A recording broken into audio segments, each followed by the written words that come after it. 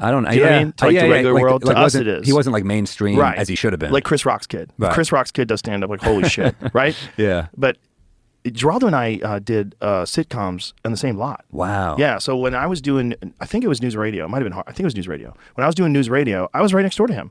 So we would hang out together. Like we were both guys from New York. We both knew each other from Boston comedy. We both knew each other from the clubs in New York. And you know, we were like, dude, can't believe we're here. Like this is crazy. He had his own show. He had a show. The lawyer one. Yeah, right? lawyer show.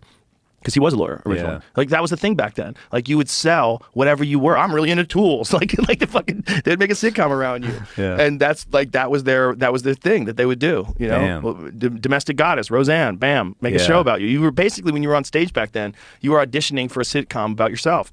And people got giant deals, man. They got crazy deals. Oh, we used to hear about the Just for Laughs Montreal Festival. Like, did you get a holding deal? I'm like, I got an agent. Yeah, back in the day, it was like $1 million deal. Not that much, but you get close. Hundreds of thousands. Yeah. I didn't do another show after News Radio for like 2 years, and I made more money than I did when I was on News Radio. Why? I was just getting development deals. Wow. Development deals were crazy money. They were trying fucking to crazy. Yeah, because after News Radio, like it was like proving that I can act in a sitcom. Yeah. But could I be the star of a sitcom? So I had a bunch of development deals to star in a sitcom. And I got to experience that world, which is a very bizarre world. But I didn't like it. I didn't like the dealing with all the meetings and all the things. So when Fear Factor came along, I was like, hold on. No actors, no writers at all. Like, what do I have to do? Show. Like, and also, this is an opportunity for material because this is going to get canceled. And I'm going to have a giant bit about this fucking stupid show where they sick dogs on people and made them eat dicks. And the show got canceled. And then it goes on forever. It goes on for 6 years and it's 148 episodes. It was so nuts. Wow. But I specifically did it because I don't want to do this anymore. I don't want to do the fucking the grind of what it means. I don't know how actors do it. I mean, just the waiting around, the waiting for your phone to ring. Well, it's better than working in a coal mine. Of course, you know? but So that's why they do I just it. mean psychologically. Of course, it's a great if you can make a living at it. That's incredible. Also, you're dealing with people that are psychologically damaged already, most likely, which is why they need exorbitant amounts of attention. Which is why they want to be the star in this new Laura Croft movie. Like this is a normal thing. Like for psychos, like you got ignored by your dad, and now all of a sudden you're in this fucking crazy movie. You know, I'll show you, Pop. And guess what? It ain't gonna fucking fill the void. It never does. You think it will, but you got to fill that void on your own. Exactly. But I do think that it's possible for someone, because I definitely think that I came into comedy with like a neediness. Like I was just like trying to like show that I was worthy of something, and then eventually you get confident, and then you realize like, well, it's not like this can't be turned in a different direction, and then my obsession could now be in getting better at this art. And getting better at this thing that I love, this thing that I enjoy. That's like a really good exchange between audience members and comic. It's a really good exchange. Yeah. I particularly like it, like as a fan. Like I really love watching comedy still to this day. All these years of doing it, so I know it's a good experience. Do you still watch specials? Yeah, I'll do it occasionally. Like if I'm home and I have time, I just don't have any time. My time is like really kind of strictly allocated. You know, and when I need to shut my brain off, I don't watch specials. I watch nonsense. I would either watch like professional pool matches or watch videos on muscle cars.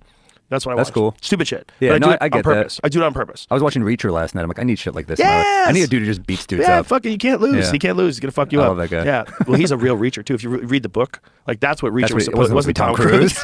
Tom Cruise thing was ridiculous. Yeah, but you got to take the A-list guy in that. I get it. It's like we're talking Charlize. You're taking the A-lister. You have to. But he's supposed to be a giant. Yeah, it doesn't make any sense. That doesn't make any sense. The guy who plays Reacher now, who's that guy? Alan Ritchson. He's that awesome. Guy's Reacher. He's jacked. Perfect guy for that. He's fucking enormous. Perfect guy, and you believe him when he's like spouting all smart shit. I don't know who's still talking shit. Every episode, someone's talking shit. I'm like, have you looked at him? But that's reality, dude. Yeah. I've seen people talk shit to some of the most scary fucking human beings that have ever existed. He's your fucking. That's an understatement. And he's likable. He's a likable guy on the show. He's gigantic. Look at the size of him. He's like 6'5" too. He's huge. He's huge. That's what Jack Reacher was in the novels. Yeah, so and then Tom Cruise. Like, I want to be Reacher. He's fucking 5'8" or whatever he is. Tom, you're Napoleon. You're not fucking Tom Cruise. Yeah, but he's a bad. Tom Cruise is. I got to say that the first Reacher movie is pretty cool with Tom Cruise. He's good in it. It's just like it's not the same as the book. If you can just get past that, and this guy's just an assassin, like the Gray Man. You know the Gray Man series. The Gray Man. The Gray Man was it Ryan Gosling? Did I fuck that up? I get it right. I always fuck up the Ryans. Well, they made a movie for Netflix.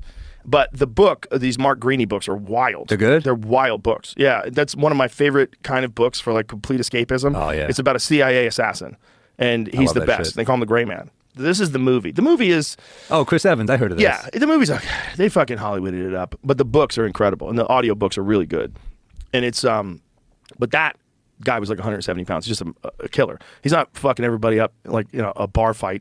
Like, no, it's a different kind of guy. This is a guy who knows how to be an assassin, but it's a realistic, especially if you read the book, realistic depiction as far as you can take it of a guy who always wins. Yeah. You know, but it's Those are fun though. Those yeah. like escapists, like a Michael Connolly or something, just like cool, badass. We trapped in this guy's world. This guy's trying to make it through fucking Eastern Bloc countries with a cache of weapons, and it's just, It's fun. Those are page turners. Yeah, they're wild, and a lot of it has to deal with stories that are like actually connected to covert operations that happen overseas. I don't There know how are these there really writers- are people that are assassins for the CIA that they have to send to these countries. You ever in the bookstore though, and you see some of these authors, and they have like 45 books, and you're I like, know. how the fuck did you do that? I know. Think about how hard it is to write one book. I think Mark Greaney has. I think he's got 6 or 7 Gray Man books.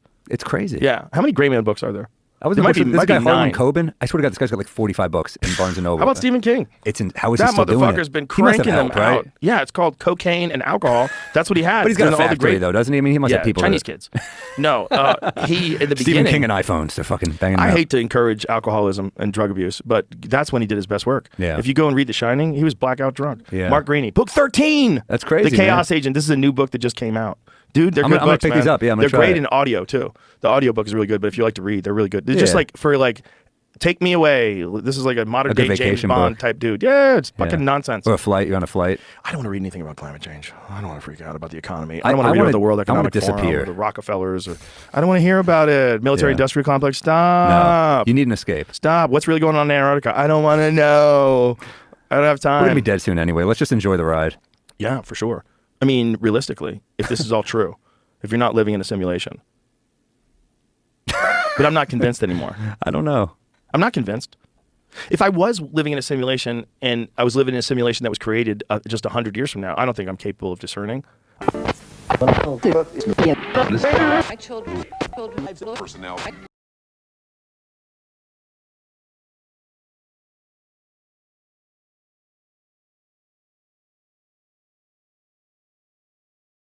These